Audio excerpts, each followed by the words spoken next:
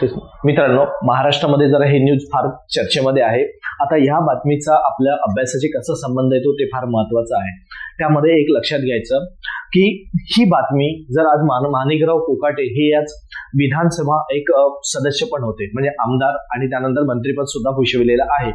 तर आता नुकताच नाशिक न्यायालयाने यांच्यावरती एक खटला दाखल करून त्यांनी एक निकाल सुद्धा दिला आणि हा निकाल असा होता की त्यांनी म्हटलेला आहे यांना 2 वर्षाची शिक्षा देण्यात आलेली आहे असं म्हटलं. पण आता एक जनप्रतिनिधी आहे, एक विधानसभेचे सदस्य आहे आणि यांच्यावरती जर खटला दाखल केला आणि जरी समजा न्यायालयाने शिक्षा दिली तर आपला लोकप्रतिनिधी कायदा 1951 काय सांगतो, तर हा कायद्याच्या तरतुदी अशी आलेली आहे की त्यांना 2 वर्षापर्यंत जर शिक्षा झालेली असेल तर त्याच्यानंतर म्हणजे ज्या दिवशी शिक्षा संपणार तिथून त्यांना पुढे 6 वर्षापर्यंत त्यांना कुठलीही निवडणूक लढवता येणार नाही. आणि ही तरतूद तुम्हाला लोकप्रतिनिधी कायदा 1951 मध्ये कलम 8 मधील उपकलम 3 मध्ये हे देण्यात आलेली आहे तरतूद. आले लक्षात? खाली स्क्रीनवरती तुम्हाला दिसत असेल हा जो लोकप्रतिनिधी कायदा 1951 आपल्याला कुठे कामात येईल.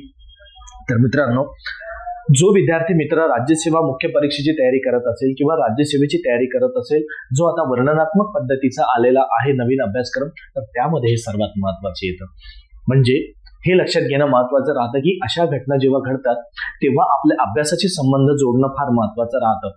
आपल्याला कुठेही अभ्यास बाजूला न ठेवता आपल्याला प्रत्येक मुद्द्यामध्ये अभ्यास शोधायचा असतो, त्यामधली ती तरतूद आहे. त्यामुळे प्रत्येक विद्यार्थ्यांनी आपल्या अभ्यासामध्ये तरतूद जाणून घ्यायची आणि हे फार महत्वाचा मुद्दा येतोय मित्रांनो.